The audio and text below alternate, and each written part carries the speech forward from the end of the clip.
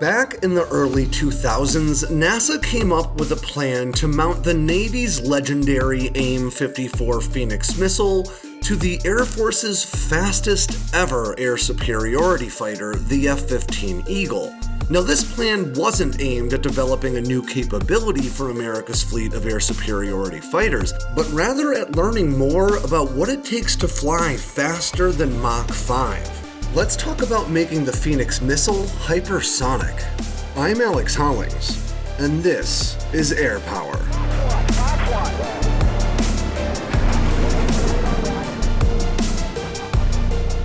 These days, hypersonic weapons are all the rage, with multiple nations pursuing their development and at least 3 already in service for China and Russia. But as we've discussed before, hypersonics are nothing new. The US was dabbling in hypersonic flight before the space race began, and had a series of successful tests on different types of hypersonic platforms all through the 90s and the 2000s. That is, before shifting focus and a great deal of funding toward the global war on terror. Today, the US is dumping money into hypersonics, but our efforts continue to be hampered by the limits of America's testing infrastructure and the immense costs associated with developing weapons and platforms that can not only manage these speeds, but also the incredible heat and pressure associated with hypersonic flight. There are other reasons the US is lagging behind, mostly related to the types of technology they're pursuing. But for the purposes of this conversation, it's worth noting that those concerns we have today were already there back in 2006.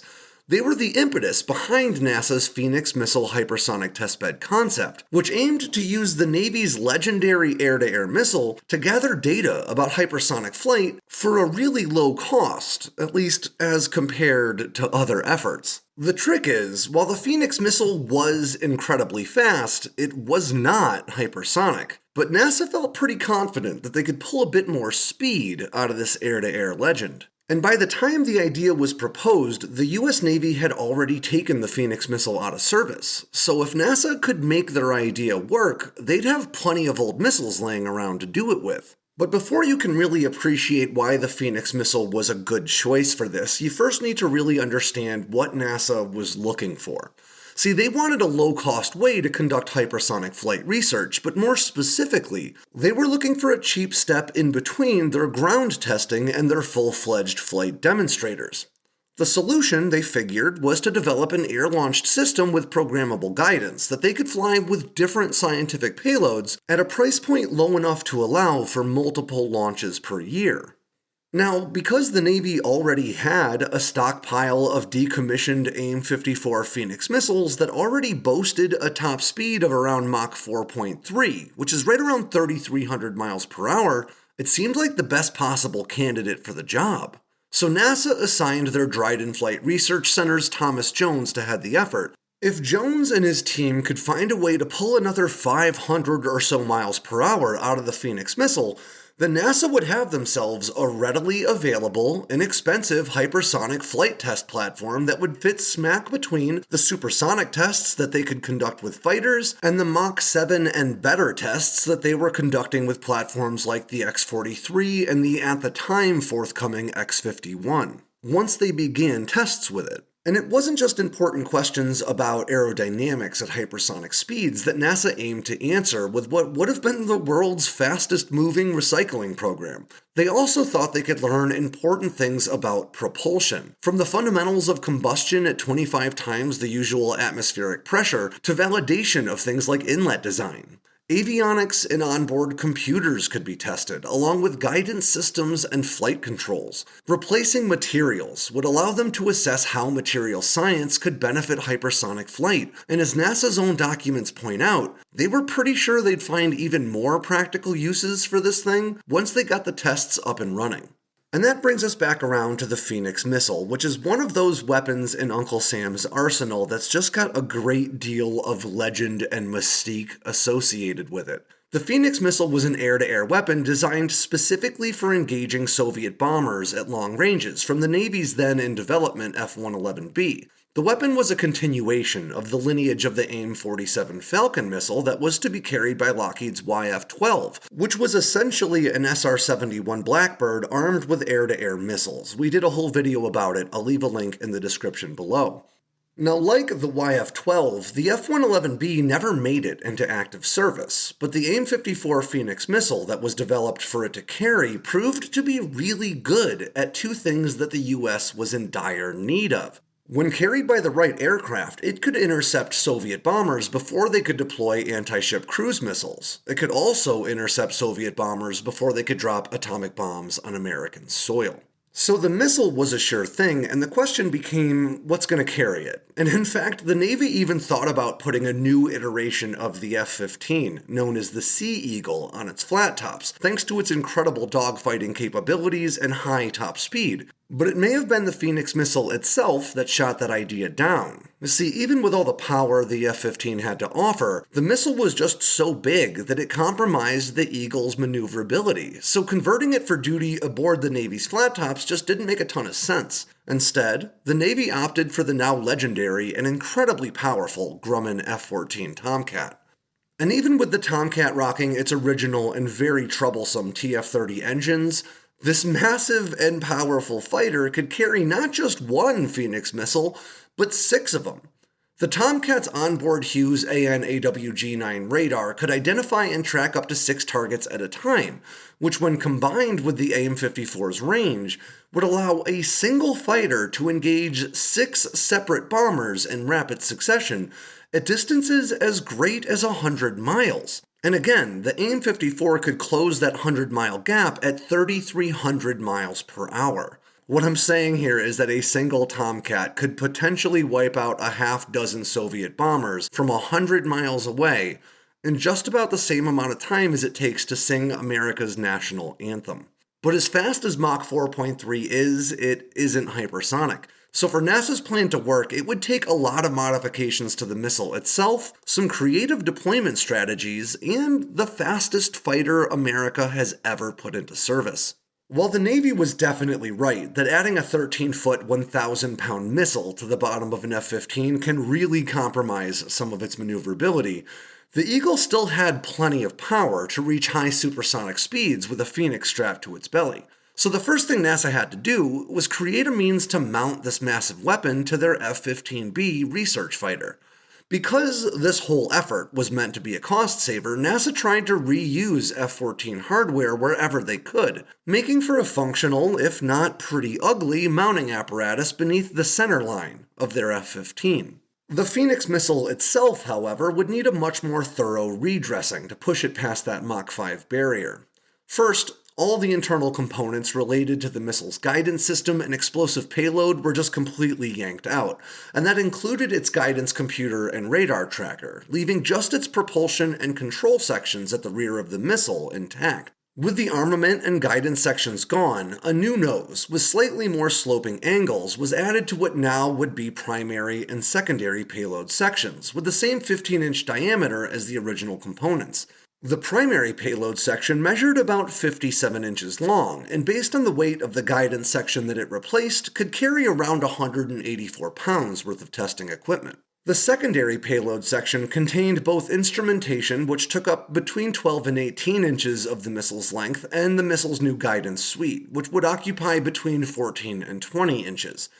While guidance systems had advanced since the AIM-54C went into service, the real space saver here was the simplicity of the missile's new operational requirements.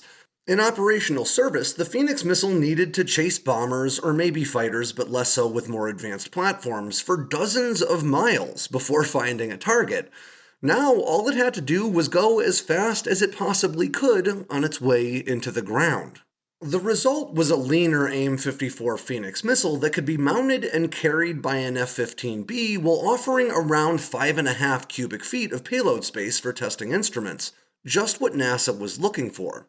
But all these modifications still weren't enough to make this missile hypersonic. To do that would still require a very specific approach to launching the weapon, at speeds many American fighters can't even reach to begin with. By October of 2006, NASA was sure that they could stick a Phoenix missile on their F-15, but they still had a long way to go to prove that they could make it achieve hypersonic velocities. In order to be successful, their plan called for having the F-15 climb at speeds higher than Mach 2, or around 1,534 miles per hour, with a Phoenix missile attached to its belly. Once it reached the appropriate speed and altitude, the missile would be released and have its solid propellant rocket motor fire, as its guidance system oriented the weapon's nose toward the ground at an angle designed specifically to achieve the highest possible speed, rather than the fastest route to the target. By traveling at such high speeds to begin with, and then firing its motor until it's depleted all of its fuel, NASA believed the Phoenix missile could achieve hypersonic speeds before impact, giving its suite of onboard sensors an opportunity to gather much-needed data about the nature of flight at such high velocities, and all for the cost of nothing more than a decommissioned missile the Navy had laying around and a bit of jet fuel. So let's talk Turkey for a second, because using the most aggressive flight conditions, NASA was pretty sure they could consistently and reliably achieve around 8 seconds of hypersonic flight per launch. With 2 launches scheduled per year and a per-test cost of right around $500,000, we are talking about spending $1 million a year to shoot missiles at the ground. And that might sound a little expensive to you.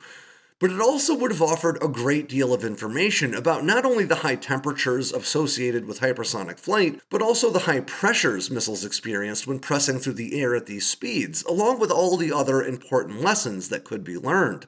And unfortunately, that's pretty much it.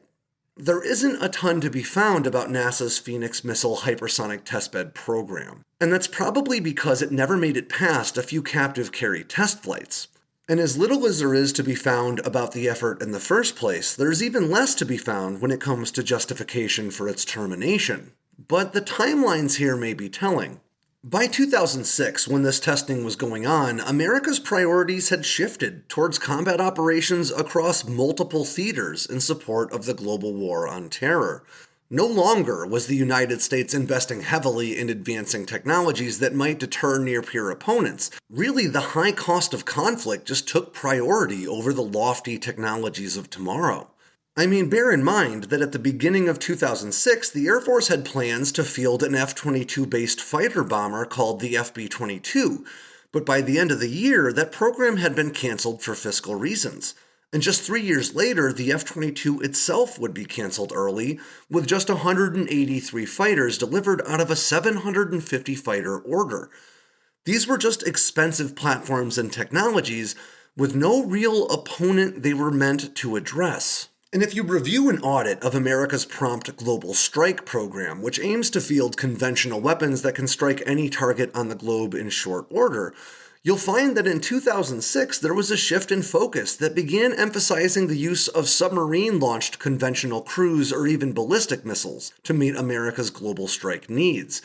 They were seemingly downplaying the value of expensive hypersonics in favor of existing technologies. While research into hypersonics did continue, it seemed clear that America wasn't interested in heavily investing in this technology at the time. So even though $500,000 per hypersonic flight test may sound like a bargain today, NASA's crazy idea to strap Phoenix missiles to F-15s and shoot them at the ground probably still sounded too expensive at the time, especially for just 8 or so seconds worth of valuable hypersonic flight data. Of course, today, as America dumps funding into the effort to close the capability gap presented by Russian and Chinese hypersonic weapons, the decision to not pursue this program seems awfully short-sighted. After all, America's military has only conducted 16 hypersonic test flights since 2010, and only 6 of those flights were considered successful. It seems pretty likely that an extra 2 flight tests per year could have gone a long way toward advancing America's efforts. After all, $1 million sounds like a lot to you and me, but it's still less than the price of a single Tomahawk cruise missile. But while we're talking about that capability gap presented by Russian and Chinese technology, it's interesting to know that Russia's own hypersonic Kh-47M2, the Kinzhal missile, isn't actually all that far off from NASA's concept for the Phoenix. Just like NASA's plan for the Phoenix, the Kinzhal is an air-launched weapon that uses a solid-fuel rocket motor for propulsion and achieves hypersonic velocities through a ballistic flight path. In fact, you could call the Kinzhal a recycling program too, because aside from a new targeting apparatus, it's really just a 9K720 short-range ballistic missile, which was a ground-based weapon designed back in 1988. And on that note that is sure to outrage the Russian fanboys out there, ends yet another edition of Air Power from Sandboxx News. I'm Alex Hollings.